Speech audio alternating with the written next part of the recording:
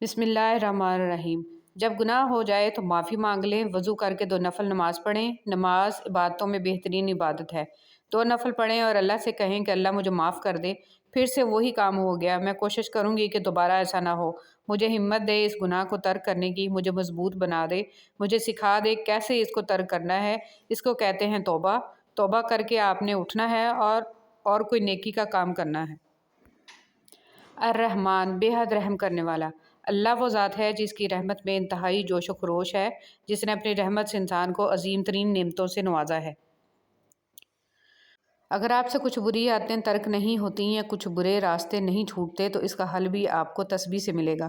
تسبیحات اور ذکر و اذکار آپ کو بہت سے گناہوں سے محفوظ کر دیتے ہیں۔ مثلا کسی بری عادت سے خلاصی نہیں ہو رہی تو کیا کریں؟ سب کر لیا، نہیں چھوٹتی، ایسے میں اذکار شروع کریں۔ ذکر و اذکار آپ کے دل کو اس سے بے نیاز کر دیں گے، آپ کو وہ پسند نہیں رہے گی اور خود ہی دل دوسری طرف مائل ہو جائے گا۔ اندھیرے بھگانے کے لیے چراغ جلانے پڑتے ہیں، ذکر و اذکار کے چراغ جلائیں، تسبیحات کے چراغ جلائیں، یہی اصل نور ہے۔ اے ایمان والو، اللہ کی طرف ایسی توبہ کرو جس کے بعد گناہ کی طرف لوٹنا نہ ہو۔ قریب ہے کہ تمہارا رب تمہاری برائیاں تم سے مٹا دے اور تمہیں ان باغوں میں داخل کر دے جن کے نیچے نہریں رواں ہیں، اور جس دن اللہ نبی اور ان لوگوں کو جو ان کے ساتھ ایمان لائے رسوا نہ کرے گا، ان کا نور ان کے آگے اور ان کے دائیں دوڑتا ہوگا۔ وہ عرض کریں گے، اے ہمارے رب، ہمارے لیے ہمارا نور پورا کر دے اور ہمیں بخش دے، بے شک تو ہر چیز پر خوب قادر ہے۔ جس طرح آگ لفظ بول دینے سے منہ نہیں جلتا، بالکل اسی طرح اچھے کو برا کہہ دینے سے وہ برا نہیں ہو جاتا۔ لہٰذا گمان اچھا رکھیں، ایمان مضبوط ہو جائے گا۔ خالق سے اچھا تعلق اور مخلوق سے اچھا برتاؤ مومن کی نشانی ہے۔ کھانا پینا سونا سانس لینا ہی زندگی نہیں ہے، دوسروں کے دلوں میں ان کی دعاؤں میں زندہ رہنا اصل زندگی ہے، اور بہترین زندگی کی معراج خوش اخلاقی ہے۔ دنیا کی سب سے قیمتی چیز احساس ہے جو ہر کسی کے پاس نہیں ہوتا۔ اور کبھی کبھی ٹھوکریں اچھی ہوتی ہیں، ایک تو راستے کی رکاوٹوں کا پتہ چل جاتا ہے اور سب سے بڑھ کر سنبھالنے والے اور چھوڑنے والے ہاتھوں کا پتہ چل جاتا ہے۔ شکر کیجئے، صرف شکر۔ اس طرح بھی سوچئے، آپ کا پریشان کرنے والا بچہ کئی بانجھ لوگوں کا خواب ہے۔ دنیا میں کتنے ہی ایسے لوگ ہیں جنہوں نے ساری زندگی ایک لفظ نہ بولا اور نہ سنا۔ آپ کی خوشی کئی اداس لوگوں کا خواب ہے۔ آپ کا تھوڑا سا پیسہ کئی قرضدار لوگوں کا خواب ہے۔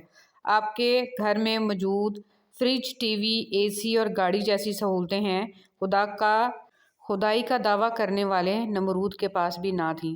روٹی کا نوالا آپ پیسے سے نہیں کھاتے بلکہ قسمت سے کھاتے ہیں، اور خدا کی مرضی نہ شامل ہو تو وہی نوالا آپ کی جان بھی لے سکتا ہے۔ تم اپنے پروردگار کی کون کون سی نعمتوں کو جھٹلاؤ گے؟ آج ہی اپنا جائزہ لیجئے۔ ساری عورتیں خوبصورت ہیں مگر حسین ترین وہ عورت ہے جسے صرف اس کا محرم دیکھے، اور جو لڑکی اللہ کی بات مانتی ہے اللہ پاک اسے کبھی ٹھوکر نہیں لگنے دیتے۔ عورت کی کل کائنات اس کی پاکیزگی اور حیا ہے، اور اسلام کی شہزادیاں تو پردے میں ہی اچھی لگتی ہیں۔ حیا ہی عورت کی اصل زینت ہے۔ ایمان والی عورت کا اصل زیور سونا چاندی نہیں بلکہ پردہ اور حیا ہے۔ پردہ عورت کی عزت اور آبرو کا ضامن ہے۔ پردہ مسلمان عورت کی شان ہے۔ اچھی بات کا اثر سب پر برابر نہیں ہوتا، کیونکہ جب بارش ہوتی ہے تو پھول صرف ان زمینوں پر ہی اگتے ہیں جہاں لوگوں نے محنت کی ہوتی ہے۔ جو زرخیز زمین ہوتی ہے، باقی بنجر جگہ پر صرف جنگلی جھاڑیاں ہی اگتی ہیں۔ اے بادشاہوں کے بادشاہ، یا الہی ہمیں اس ختم ہونے والی حقیر دنیا کے لیے ضائع نہ ہونے دیجیے گا، اور ہمیں اپنی پاک جنتوں کے لیے خالص کر کے قبول کر لیجیے۔ اللہ کی تمام بہترین عطاؤں میں ایک بہتر عطا یہ بھی ہے کہ تمہیں تمہارا ہم خیال انسان مل جائے جس کی سوچ کی خوبصورتی تمہاری سوچ سے ملتی ہو۔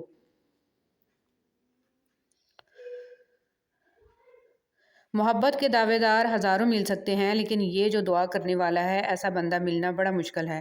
آپ سے رابطہ کرنے والے، آپ کا حال پوچھنے والے ہزاروں ہوں گے، لیکن آپ کے لیے اللہ سے رابطہ کرنے والا، آپ کی آخرت کی بھلائی چاہنے والا، جنت میں آپ کا ساتھ چاہنے والا اور آپ کا حال رب کے سامنے بیان کر کے دعا کرنے والا ہر کوئی نہیں ہوگا، بلکہ کوئی کوئی ہوگا۔